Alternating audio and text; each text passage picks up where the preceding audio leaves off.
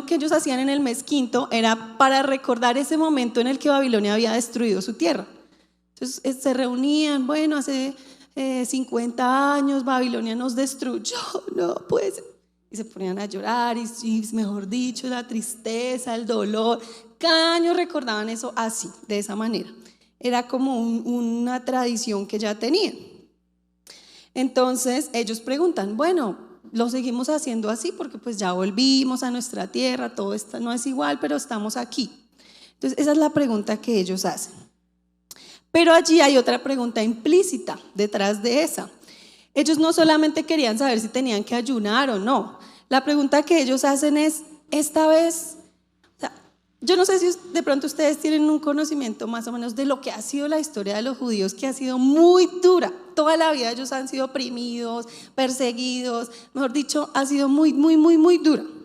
Entonces en ese momento, después de lo que sucedió con Babilonia, que fue lo más difícil que ellos habían vivido hasta ese momento, la pregunta es, ¿esta vez sí podemos tener esperanza? ¿Otra vez vamos a creer y va a llegar el otro imperio y nos va a destruir? O sea, ya podemos dejar de llorar, ya podemos confiar, ya podemos sonreír, ya podemos respirar después de tanto dolor. Esa es como la pregunta implícita que ellos tienen. Y la respuesta a esta pregunta está en el capítulo 8.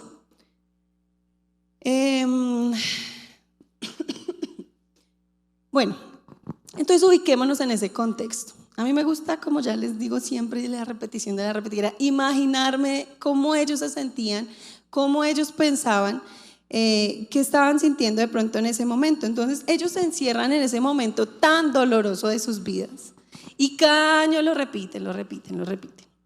A nosotros nos pasa muchas veces eso, no sé si a ustedes les pasa, pero a uno le sucede algo muy difícil en la vida y uno todo el tiempo lo recuerda. Es que a mí me pasó hace un año tal, y a la fecha hasta uno se acuerda, hoy hace un año, no sé, me pasó lo más terrible de mi vida, y uno se vuelve a sentir triste, o uno se queda dándole vueltas a la situación y se pregunta, pero ¿por qué me pasó esto a mí? Si yo hago las cosas bien. Eso era lo que a ellos les estaba pasando, se quedaron atrapados en ese momento de su historia, se quedaron ahí atrapados y estaban ahí, con miedo, con desesperanza. Ellos querían saber si podían volver a creer. Y veamos el versículo 1. Dice, así ha dicho el Señor de los ejércitos, celé a Sión con gran celo y con gran ira la celé. Ellos no preguntaron directamente al Señor si ya por fin iban a dejar de llorar, ¿cierto? Esa no fue la pregunta. Pero el Señor sabía qué era lo que realmente había en sus corazones. ¿Qué nos dice esto? Que nosotros muchas veces ocultamos cosas que nadie ve, nadie se da cuenta de nuestro dolor, nadie se da cuenta por lo que estamos pasando, pero Dios sí sabe, Dios sí conoce nuestro corazón y siempre Dios tiene algo que decir, siempre Dios tiene algo que decir, así nosotros no se lo preguntemos a Él. Y con estas palabras que encontramos en el versículo 1, lo que el Señor hace es que les está recordando algo que ellos habían olvidado seguramente después de todo ese dolor. Yahvé, el Señor, era el Dios de Israel. Él los había escogido. El Señor escogió a este pueblo. Él se presentó ante ellos y les dijo quién era y los hizo su pueblo. Ellos no le escogieron al Señor. O de qué nos habla la Biblia. No, es que un pueblo llegó y dijo, oh, queremos conocer al... No, cierto que no es así. Dice que el Señor se les presentó a ellos y les dijo, yo soy Yahvé, yo voy a ser su Dios y ustedes serán mi pueblo. Eso no se puede olvidar. No se puede olvidar que nosotros no fuimos los que buscamos a Dios. O quien aquí dijo, ay, yo quiero conocer al Señor. Dios de alguna u otra forma se atravesó nuestro camino. Alguien vino y nos habló, una persona, en mi caso, por ejemplo, mi abuelita fue la que siempre me enseñó desde pequeña. El Señor de una u otra forma se presentó a nuestras vidas y nos escogió Él a nosotros. Él decidió amarnos, Él decidió salvarnos, Él decidió perdonarnos. Nosotros no hicimos nada y el pueblo había olvidado eso. Por eso tenía miedo, por eso estaba asustado. ¿Qué pedía el Señor al pueblo? Exclusividad. En esa época se adoraban muchísimos dioses. ¿Qué les dice al Señor? Yo voy a ser su Dios, ustedes van a ser mi pueblo, pero no pueden tener más dioses. Yo voy a ser el único Dios porque soy el único Dios verdadero. Eso fue lo que el Señor le pidió al pueblo y desafortunadamente el pueblo no lo cumplió. Veamos del versículo 3 al 6. Aquí se inicia una serie de promesas que ya el Señor les empieza a hablar a ellos, sabiendo lo que ellos tenían en su corazón. Entonces dice, así dice el Señor, yo he restaurado a Sión y moraré en medio de Jerusalén, y Jerusalén se llamará ciudad de la verdad, y el monte del Señor de los ejércitos, monte de santidad. Así ha dicho el Señor de los ejércitos. Aún han de morar ancianos y ancianas en las calles de Jerusalén, cada cual con bordón en su mano por la multitud de los días, y las calles de la ciudad estarán llenas de muchachos y muchachas que jugarán en ellas. Así dice el Señor de los ejércitos. Si esto parecerá maravilloso a los ojos del remanente de este pueblo en aquellos días, también será maravilloso delante de mis ojos, dice el Señor de los ejércitos. ¿Qué quiere decir esto? El Señor les recuerda que los eligió, no se les olvide, le dice el Señor que yo los elegí, yo los celé, yo los cuidé. Y después de eso les recuerda que a pesar de su traición, de tanta traición por tantos años que ellos tuvieron contra el Señor, a pesar de eso, el Señor los restauró. O sea, ellos fueron al exilio porque cometieron pecado, porque fallaron al Señor, porque no escucharon a Dios. Fueron al exilio, ese fue el castigo.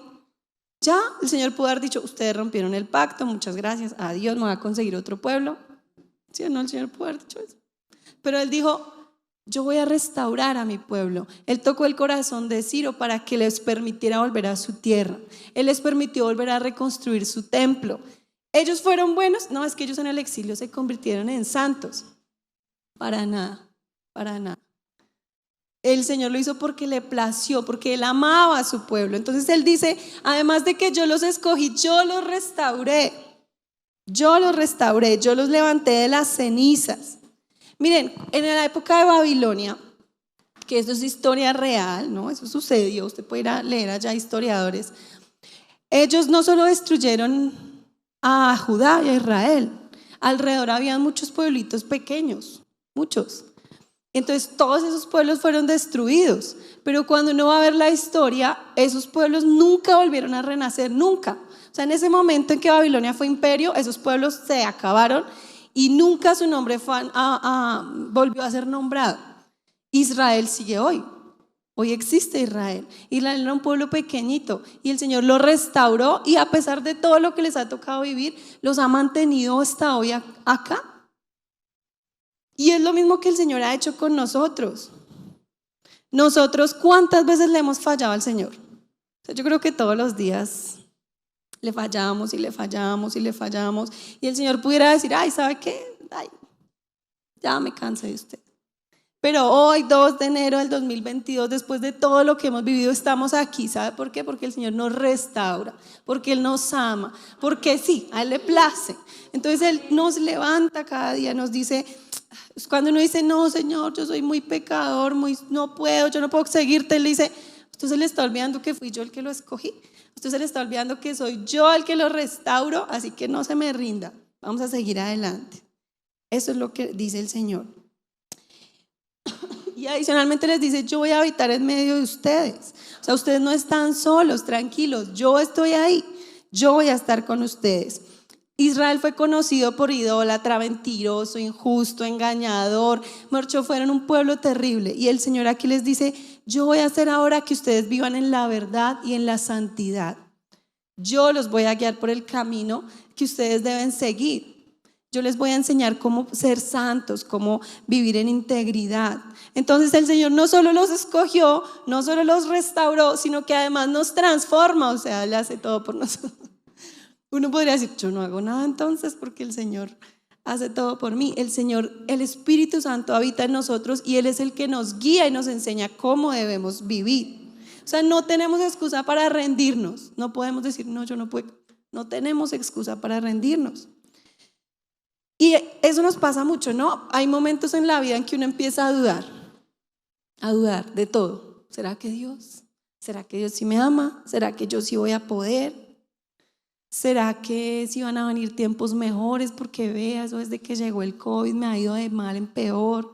¿Será que Dios sí me ama? Porque es que no, esto no voy a poder y yo sigo pecando y sigo cayendo en lo mismo. ¿Será que yo nunca voy a cambiar? Y uno empieza a dudar de todas esas cosas y empieza uno a justificarse hasta que de alguna manera empieza a alejarse del Señor.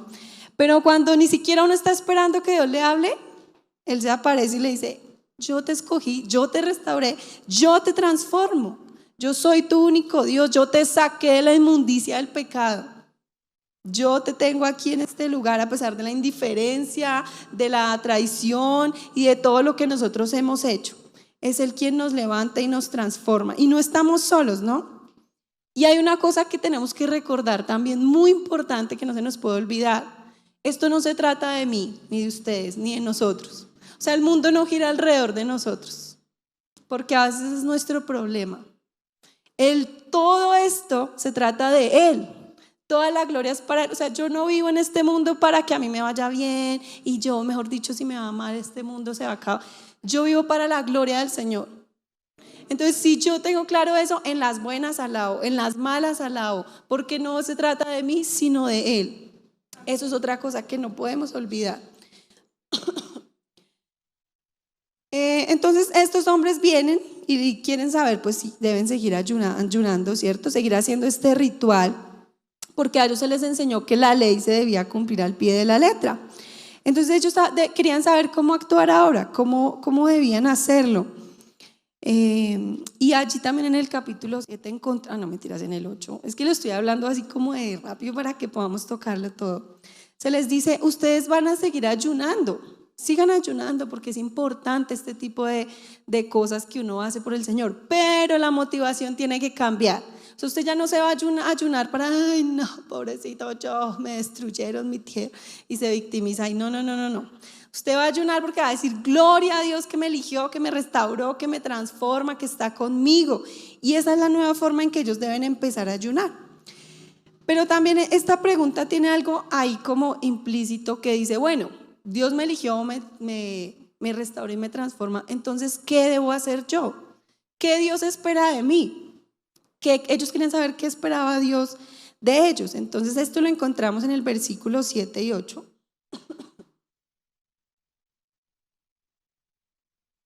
Así ha dicho el Señor de los ejércitos: he aquí, yo salvo a mi pueblo de la tierra del oriente y de la tierra donde se pone el sol. O sea, yo los voy a defender de sus enemigos y los traeré y habitarán en medio de Jerusalén. Y me serán por pueblo y yo seré a ellos por Dios en verdad y justicia. El pueblo rompió el pacto. Aquí el Señor está restaurando el pacto nuevamente. Les está dando la nueva oportunidad de volver a empezar. Versículo 12 y 13.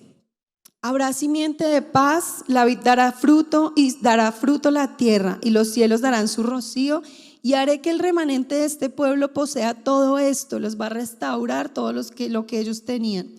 Y sucederá que como fuiste maldición entre las naciones, oh casa de Judá y casa de Israel, os salvaré y seréis bendición. Les da un nuevo propósito, un nuevo camino. Y hay una frase ahí que si tiene un esferito, ahí márquela, un resaltador. ¿Qué dice ahí al final? No teman. Ellos estaban asustados, ellos estaban esperando a qué hora llega Persia y nos pisotea otra vez y nos destruye. El Señor les dice: no teman. Versículo 15. Si al contrario he pensado hacer bien a Jerusalén y a la casa de Judá en estos días. Vuelve y termina ¿cómo? ¿Se acuerdan que les digo qué pasa cuando se repite algo en el texto? Hay que prestarle atención. ¿Qué dice el Señor? No teman. Ustedes están asustados, tienen miedo, están pensando qué va a pasar ahora. ¿A qué horas viene el otro imperio? Otra vez nos van a lastimar, otra vez van a romperme el corazón, otra vez me van a quitar mi trabajo, otra vez están viviendo con ese miedo todo el tiempo. Ay, va a volver la pandemia y nos van a cerrar otra vez todo y no esto otro. Y todo el tiempo andan caminando con ese miedo. El Señor les dice: tranquilos. Me dijo mi hijo el otro día: tranquila mamá, no te estreses. Y yo... Dice el Señor: no teman, tranquilos, yo estoy con ustedes, yo los voy a restaurar, recuerden, yo los escogí, yo no los voy a abandonar. Entonces les dice: no tengan miedo, no tengan miedo. A veces esas situaciones difíciles que vivimos nos dejan como esa cosa ahí adentro de a qué horas me vuelve a pasar, ¿sí? Y uno vive como con eso, como teniendo cuidado, como no, yo no me meto ahí, yo no vuelvo a creer en eso porque a mí me van a volver a lastimar o lo que sea, y uno vive ahí. Y el Señor nos dice, tranquilo, no se estrese, no teman, no teman, yo estoy con ustedes. Así que, ¿qué es lo primero que Dios espera y quiere de nosotros y quería en ese momento del pueblo? Confianza. Uno a veces dice, no, yo creo en el Señor, yo lo amo, yo confío en ti. Pero cuando llega el momento difícil, no, ¿yo qué voy a hacer, Dios mío? ¿Yo qué voy? Y ni siquiera piensan, no, yo creo que el Señor tiene el control. A uno le pasa eso, de verdad. A mí me ha pasado muchas veces. Y he tenido que aprender a las malas que yo tengo que confiar en Dios. Él dice, lo que Él espera es que confiemos en ese Señor en el que cantábamos ahorita, poderoso, soberano, que Él tiene el control, que confiemos en esas promesas que Él nos dice. Nos dice que no nos va a abandonar hasta que cumpla su propósito en nosotros. Y aún así nosotros dudamos. Entonces el Señor dice, confíen en mis promesas, en mis palabras. No tengan miedo. No teman porque yo los salvo, dice el Señor. Yo peleo por ustedes, yo los voy a cuidar. Ustedes son mi pueblo. O sea, ustedes no son cualquier cosita, son el pueblo del Señor, del Dios todopoderoso, de nuestro Creador, del Dios soberano. ¿Por qué tenemos miedo? Porque no hemos aprendido a confiar en que eso es real, en que es verdad. Entonces, cuando parezca que todo va mal o que todo va bien, porque a ellos ya les estaba empezando a ir bien y aún así tenían miedo, tenemos que confiar en el Señor. Yo no sé cómo va a ser este año. Uno piensa, el 2020 fue una locura ese año. Fue terrible para mucha gente económicamente, en temas de salud. 2021, bueno, vamos mejorando. Y uno cree que ya está bien y apareció otra, ¿cómo se llama eso?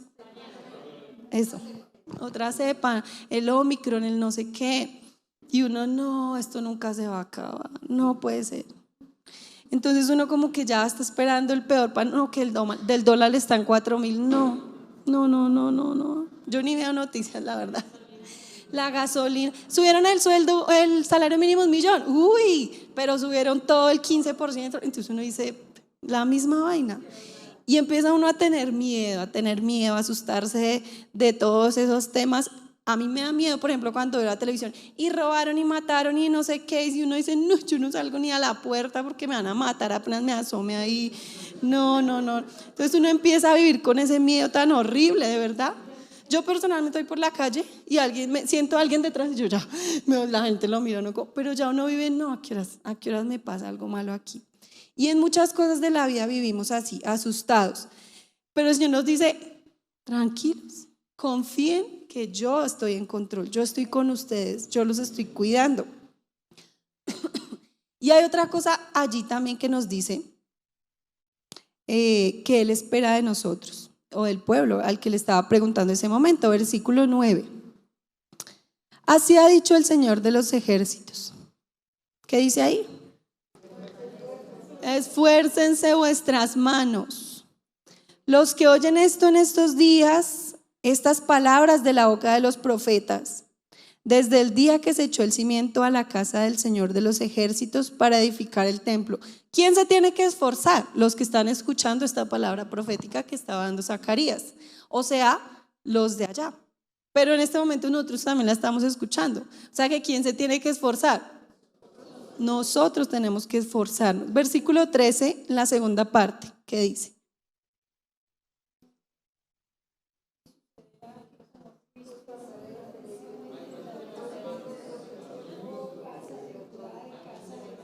¿Qué?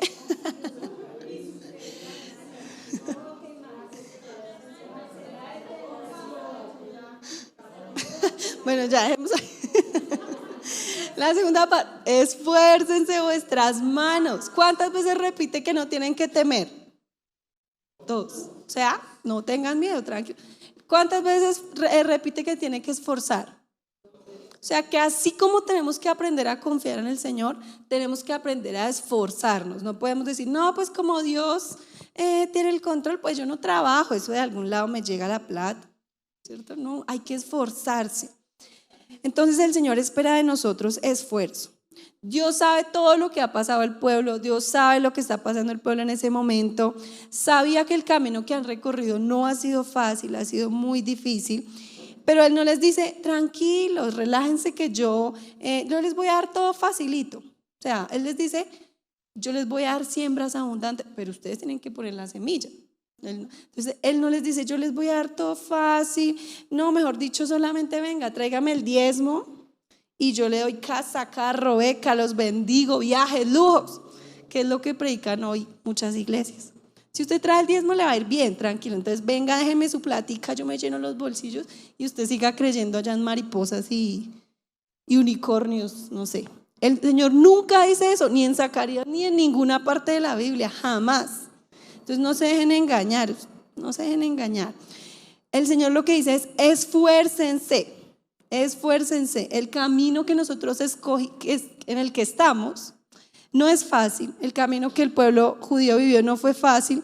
Vamos a encontrar obstáculos, situaciones difíciles que nos van a hacer dudar, situaciones muy dolorosas que nos van a hacer decir, ¿será que sí, sigo por aquí o qué voy a hacer? Que nos van a asustar, que nos van a llevar a desconfiar, a decir, ¿será que Dios sí? Pero el Señor lo sabe, el Señor sabe por lo que nosotros tenemos que pasar. El Señor está caminando a nuestro lado, pero nosotros tenemos que esforzarnos y todo en la vida cristiana requiere esfuerzo. Aquí, dígame la verdad, ¿quién aquí ora todos los días porque eso le nace, ay, yo me levanto y quiero? A uno a veces le toca obligar al cuerpo, a veces uno dice, estoy cansado, pero no he orado hoy, tengo que orar y se tiene que esforzar. A uno a veces o a mí me pasa, no sé, si ustedes tienen la fluidez de orar todos los días así mágicamente, por favor, denme la receta porque a mí me acuesta, yo tengo que esforzarme, dejar de ver una serie, está muy chévere, pero ya me voy a dormir y tengo que orar antes. Todo eso requiere esfuerzo, es leer la Biblia. A veces la gente me dice, es que yo no leo la Biblia porque no entiendo. Pues hay que esforzarse. No, que no podemos tener todo masticadito. Entonces leer la Biblia requiere esfuerzo, estudiar la Biblia requiere dejar de hacer otras cosas por dedicarme a estudiar la Biblia, amar a mi hermano que a veces hace cosas que requiere esfuerzo, ¿cierto? Todo en la vida cristiana requiere esfuerzo y el Señor lo sabe, por eso dice y lo repite 2 veces, esfuércense, tienen que esforzarse porque tienen que doblegar los deseos de la carne, poner por encima al Señor y vivir esa vida que Él quiere que vivamos. Entonces hay que esforzarnos. ¿Por qué esforzarnos? Pues porque vale la pena esforzarse, ¿no les parece? O sea, el Señor ya nos escogió, ya nos transformó, nos restaura, nos bendice, nos da, nos ama y nos dice, yo tengo una vida eterna para ustedes, van a encontrarse allá con Jesús un día, lo van a ver cara a cara. Entonces yo creo que eso es suficiente motivación para decir, yo me quiero esforzar porque yo quiero tener eso, yo quiero ver eso. Además, después de todo lo que el Señor nos ha dado, tenemos que ser agradecidos con Él. Eso es lo principal. Yo quiero agradecer al Señor, entonces por eso oro. Yo no oro porque me obligan y si no me voy a ir al infierno. Ay.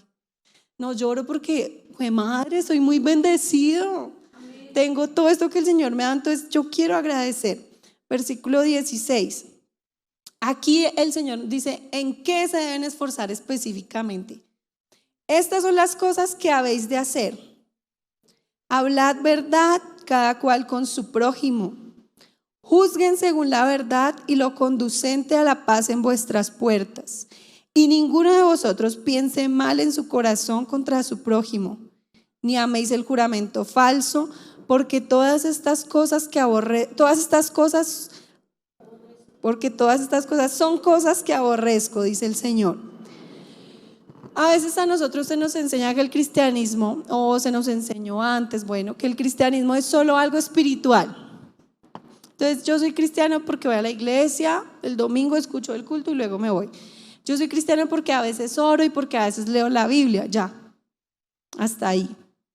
Pero el Señor aquí dice, tienen que esforzarse ¿en qué? En la relación con el otro. Nosotros no podemos olvidar que estamos en esta tierra y hay otros. Y es muy importante para Dios que tengamos buena relación con los otros. Dice, hablen verdad. O sea, Dios odia que le mintamos a nuestro hermano. Él odia esas cosas.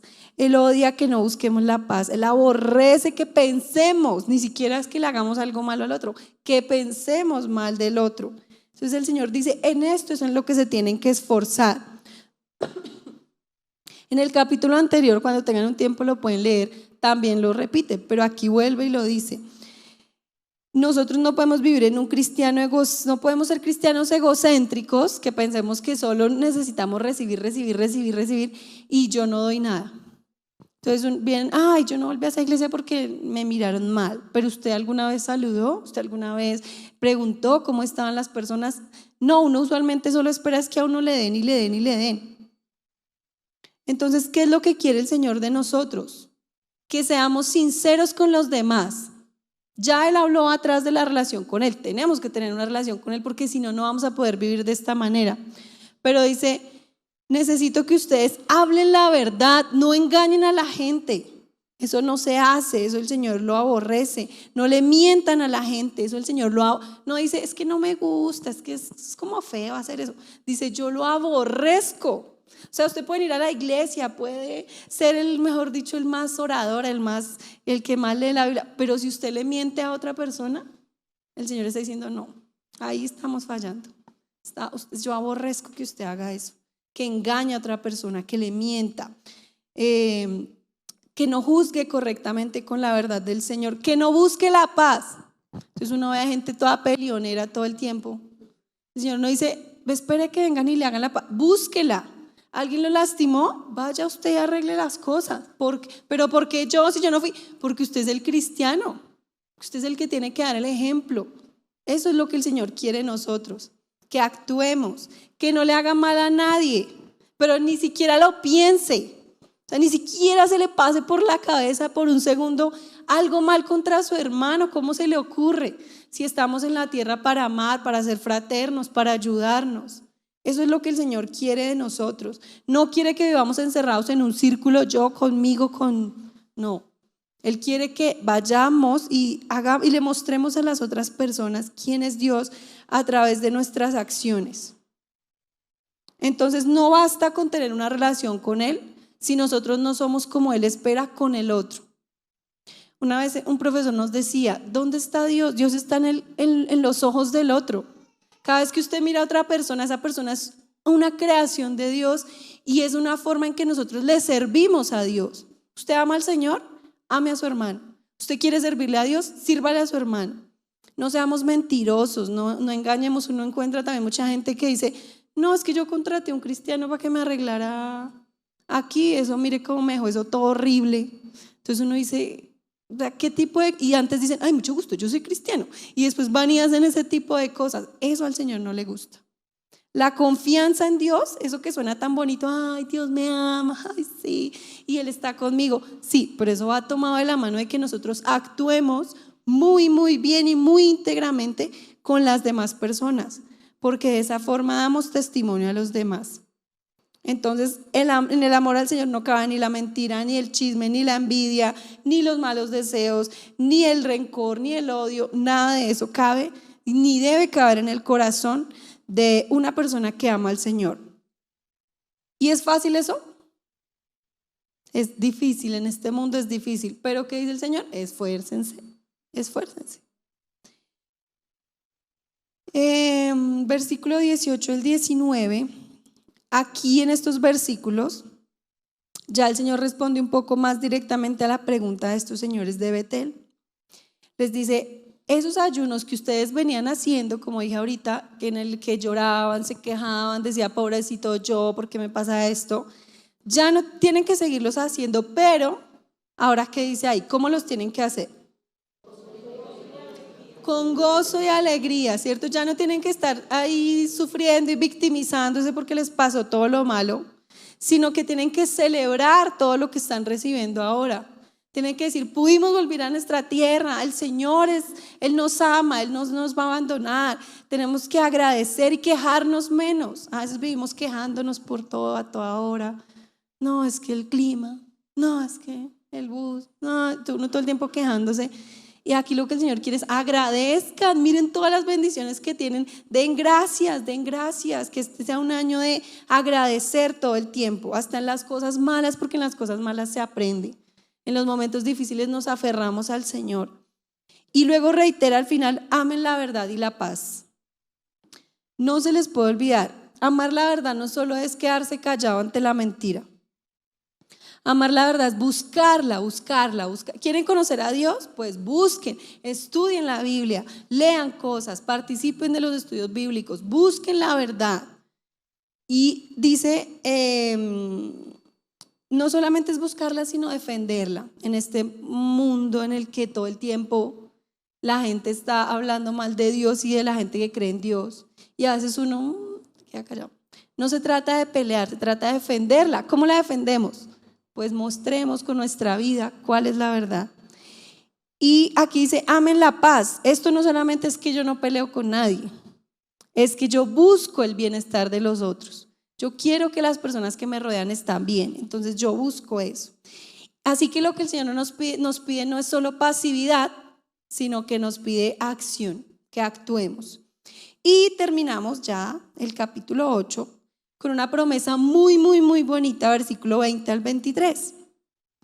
Así ha dicho el Señor de los ejércitos: aún vendrán pueblos y habitantes de muchas ciudades, y vendrán los habitantes de una ciudad a otra y dirán: vamos a implorar el favor del Señor y a buscar al Señor de los ejércitos. Yo también iré. Y vendrán muchos pueblos y fuertes naciones a buscar al Señor de los ejércitos en Jerusalén y a implorar el favor del Señor. Así ha dicho el Señor de los ejércitos: en aquellos días acontecerá que 10 hombres de las naciones de toda lengua tomarán del manto a un judío diciendo: iremos con vosotros porque hemos oído que Dios está con vosotros. Ahorita nosotros escuchamos esto y suena bonito, ¿cierto? A veces uno ni entiende de qué está hablando, pero suena bonito. Pero aquí lo que está el Señor diciendo es que muchas ciudades y muchas naciones, grandes y pequeñas, van a buscar a Yahvé, van a buscar al Dios de Israel. Recordemos que en esa época pues cada nación tenía su propio Dios y tenían muchos dioses y todo, pero aquí el Señor dice: van a venir y me van a buscar a mí, porque yo soy el Dios verdadero. Y van a venir y van a buscarme porque están viendo en los judíos cómo ellos actúan y cómo actúa alguien que sigue al Señor. En ese momento una promesa como esa era impensable, porque los judíos pensaban que ellos eran el centro del universo, que Dios los había escogido a ellos, entonces era el Dios de ellos y ya, de nadie más. Pero el Señor les dice: no, van a venir todas esas naciones grandes a buscarme. Ellos se van a dar cuenta que yo soy el Dios verdadero. Ellos se van a dar cuenta que no todos esos dioses que adoran no son reales, sino que Yahvé es el Dios, Jehová es el Dios verdadero. Esa es la promesa que está diciendo. E Israel, ese pueblo escogido, iba a ser ese representante que iba a ayudar a que eso sucediera.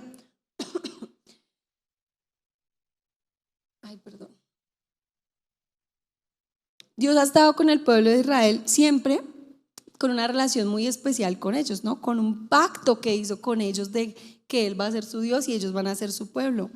Pero el plan de Dios nunca fue quedarse solo con Israel. El plan de Dios siempre fue abarcar a todas las naciones, a todos los pueblos. Y antes pues ya se habían visto casos de gentiles que aceptaban al Señor, ¿no? En el Antiguo Testamento ya habían habido personas. Pero aquí la promesa dice que va a suceder en una escala sin precedentes. O sea, va a llegar un momento en que mucha gente va a buscar al Señor. Y lo increíble de esta promesa es que esta promesa se cumple principalmente con Jesucristo. Antes de Jesucristo, nadie, ninguna nación que no fueran judíos conocía a Yahvé. Nadie. Bueno, pues los de alrededor y eso. Pero antes de Jesús, nadie sabía nada. Pero entonces viene Jesús, el perfecto israelita, y es a Él al que nos vamos a agarrar todos y al que vamos a decir: yo voy contigo porque yo quiero ser salvo, porque yo quiero conocer al Señor. Y la iglesia cristiana comienza con 3,000 judíos, nos cuenta en Hechos, 3,000 judíos en Jerusalén que el día de Pentecostés reciben al Espíritu Santo.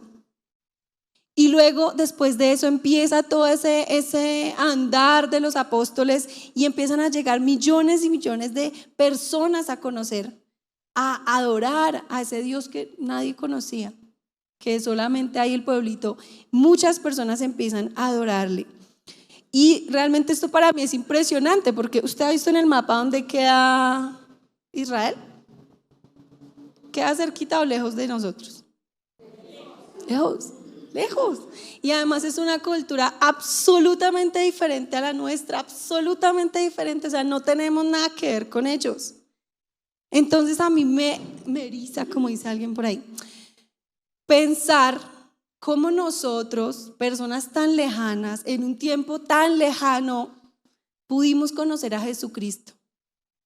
Cómo el Señor permite que nosotros le conozcamos, que conozcamos a ese Dios que inició en esa historia por allá tan lejos, en ese pueblo tan lejos, tan pequeño, que esa historia haya trascendido todos estos miles de años y hoy usted pueda estar aquí sentado y yo le estoy diciendo, el Señor le escogió. Usted hace parte de ese pacto, de esa historia.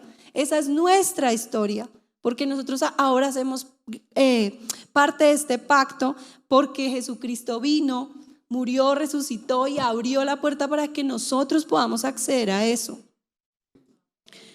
Esto a mí me hace wow, no lo puedo creer. En estos días hablábamos con mi esposo y hablábamos que cuando llegan los españoles aquí a esta parte del mundo, me estás haciendo señas de que ya tengo que terminar. Pastora, ya. Y yo, mentira. Cuando llegan los españoles aquí, pues fue horrible, en realidad fue horrible la conquista porque mataron gente. Pero si no hubieran llegado los españoles, hubieran llegado los musulmanes. O sea, ellos venían así, llegaron primero los españoles. ¿Qué sería de nosotros si hubieran llegado los musulmanes y nos hubieran conquistado? Nosotros no conoceríamos, no hubiéramos conocido a Jesucristo. ¿Cómo hubiera sido eso? A mí me gusta mucho la historia porque a mí me gusta ver cómo Dios interviene. Entonces yo le decía, wow, nosotros a pesar de lo difícil que fue, de las cosas horribles que hicieron, a pesar de las cosas horribles que hizo la iglesia católica en ese momento, Dios convirtió eso en algo bueno. Lo convirtió en algo bueno porque ahora nosotros conocemos a Jesucristo. Uy, eso me emociona. En serio, de verdad. Es increíble que nosotros tengamos ese privilegio y que a veces lo pasemos como, sí, yo soy cristiano. Es un gran privilegio. Entonces, ya para terminar, porque el pastor allá, mentiras, pastor. Yo sí decía que lo que, mentira. Ya. Entonces, ante la pregunta que se hicieron, digamos así, esa gran pregunta, ¿qué espera Dios de nosotros después de habernos escogido, restaurado y de transformado? Espera que no temamos, que confiemos en Él, pero que nos esforcemos, que aprendamos a confiar. ¿Cómo sabe usted que ya confía en Dios? Porque cuando viene una situación difícil usted está tranquilo. Pase lo que pase, venga lo que venga, díganle lo que le diga, usted descansa en Él. Usted dice, no tengo para comer mañana. Dios proveerá, yo voy a ir a buscar trabajo, lo que sea, dinero, pero Dios va a proveer. Y Dios provee, téngalo por seguro. Cuando aprendemos a confiar en Él. Pero también actuemos, esforcémonos en tener una relación con Él, pero esforcémonos por mostrarle a los demás quién es Dios. No con palabras, porque miren lo que les digo, ay sí, mucho gusto, yo soy cristiana, me pasó, en serio conocí mucha gente, yo nunca digo que soy cristiana, no porque me dé pena, sino porque yo digo, no, ¿qué tal yo la embarre y deje el nombre del Señor? Más bien yo me esfuerzo por tratar de hacer las cosas bien y a veces la gente me dice, oye, tú eres cristiana, sin que yo diga nada. Y eso que uno la embarra más. Pero uno conoce gente de verdad, mucho gusto, me llamo Pepe, soy cristiano. Y uno, chévere. Y luego allá, este hijo de tantas, no sé qué. Uno dice, o sea, se presentan, le dicen a todo el mundo que son cristianos y luego viven una vida que no tiene nada que ver con Cristo. Entonces, si nosotros no nos vamos a esforzar por llevar una vida de santidad e integridad, vean, no diga que es cristiano, tranquilo, que se calla. De verdad, no haga quedar mal el nombre del Señor, porque usted no queda mal el nombre del Señor. Entonces, esforcémonos. Este año, estamos empezando el año, hagamos las cosas bien. Sí, fallamos, atrás cometimos errores, pecamos, la embarramos, sí, pero el Señor está diciendo, tranquilo, yo lo restauro, yo le doy una nueva oportunidad, hagamos las cosas bien hechas ahora.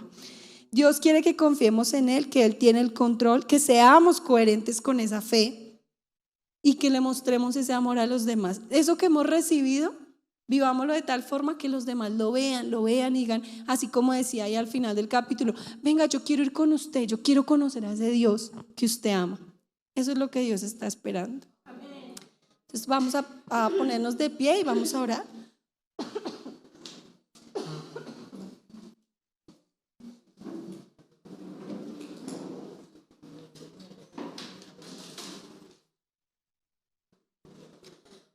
Yo sé que a veces uno sale del culto, a mí me pasa mucho.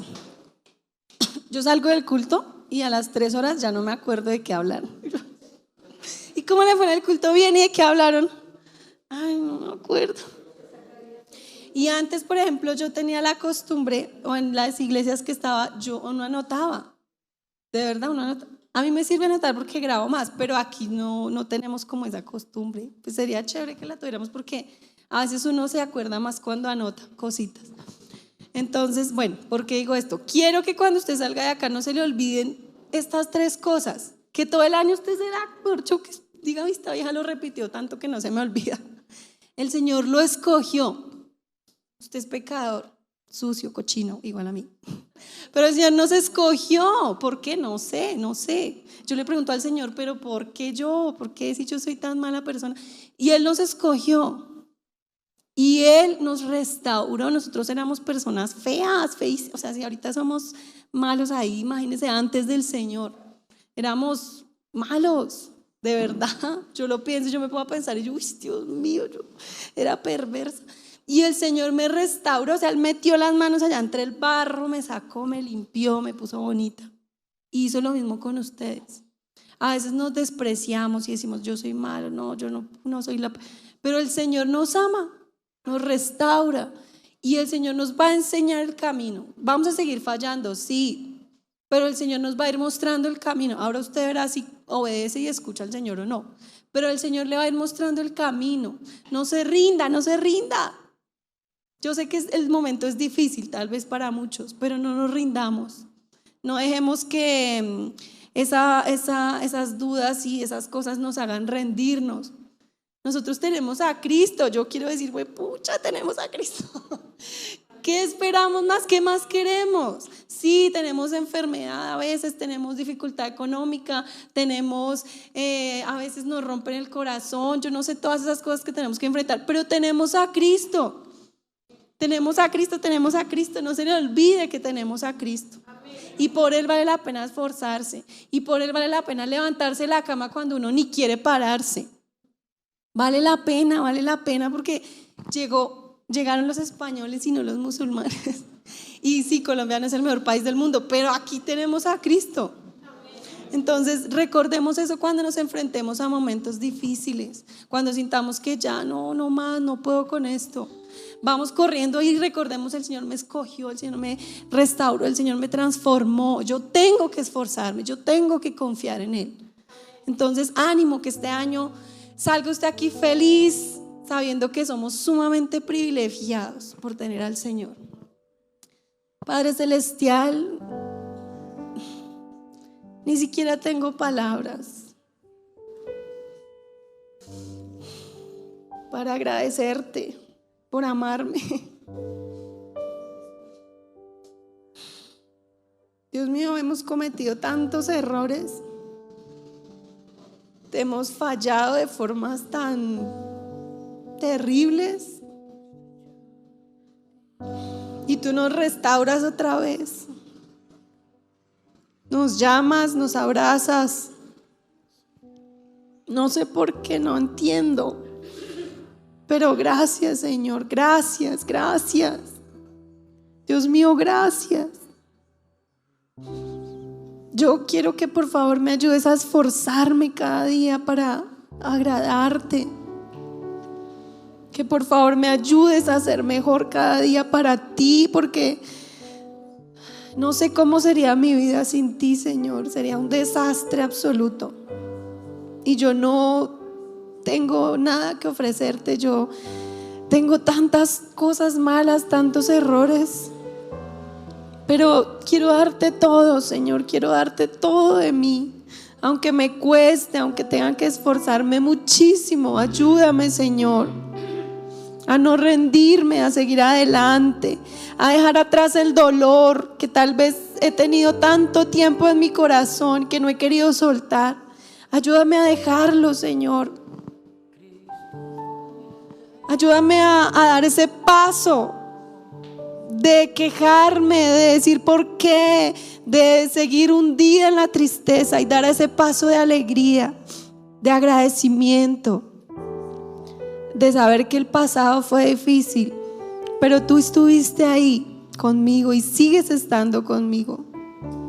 Señor, perdóname por las veces que no he confiado en ti, por las veces que me he desesperado sin saber qué hacer, cuando tú estás ahí para darme paz, para darme tranquilidad, para darme confianza. Señor, perdónanos. Gracias porque pudimos empezar este nuevo año y no sabemos a qué nos vamos a enfrentar, pero que cuando lleguen los retos, los obstáculos, las cosas buenas y malas, que no olvidemos que tú nos escogiste, que tú nos restauraste y que tú nos transformas, Señor. Padre, enséñanos a amar a las personas que nos rodean, a mostrarles la verdad con nuestros actos, a ser coherentes con esa fe que seguimos. Que la gente nos mire y diga: yo quiero seguir a ese Dios al que tú sigues. Porque aunque fallemos, nos esforcemos todos los días por ser mejores.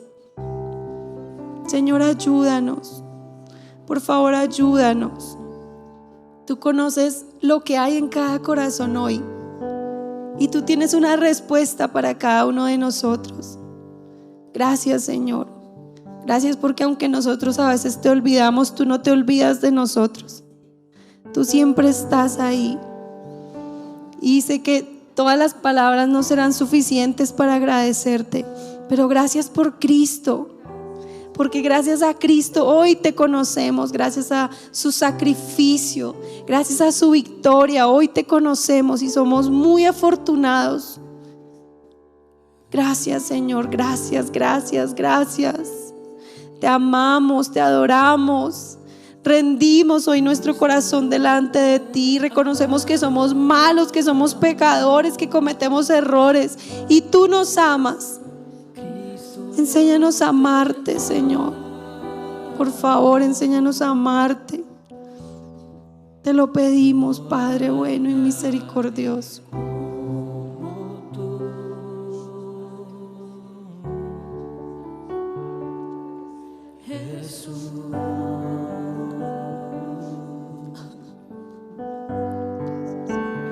Cristo, yo te amo.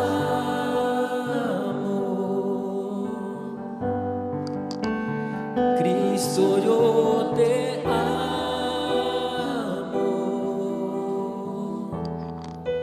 No hay nadie como tú.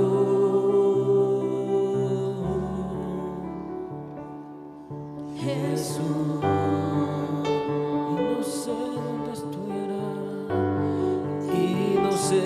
Donde estuviera,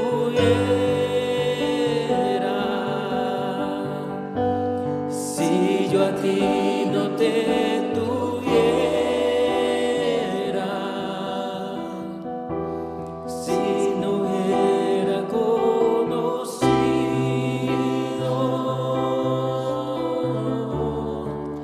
al Dios que me ama. Y no sé dónde estuviera, si yo a ti no te tuviera, si no hubiera conocido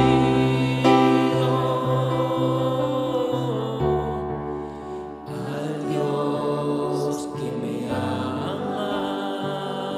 No sé si puedo tomarme el atrevimiento de decir que me gustaría mucho que cantáramos esa canción de la que cantamos ahorita, el Dios que adoramos, para que recordemos quién es ese Dios el que nosotros adoramos. Bueno.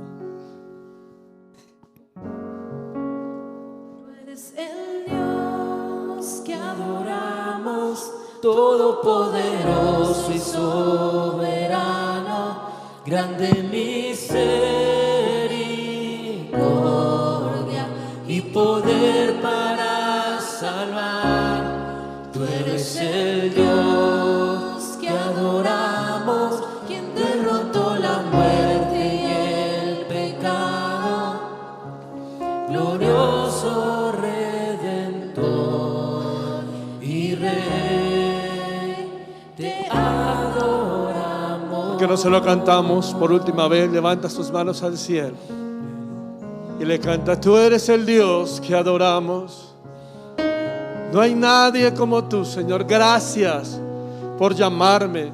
Gracias, Señor, por capacitarme para mostrar que tú eres real a una sociedad, a un mundo que necesita comprender que hay esperanza y que tú eres, Señor, el centro de toda esperanza. Hoy te adoramos en esta mañana, Señor. ¿Y por qué no le adora nuevamente? Y le canta solo el coro.